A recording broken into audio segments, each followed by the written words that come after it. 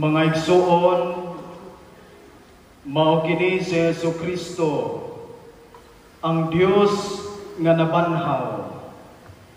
Siya ang kordero sa Dios nga nagawagtang sa mga sala sa kalibutan. Bulahan kitang tanan nga gidapit dinhi aron sa pag-ambit sa panihapon sa Ginoo.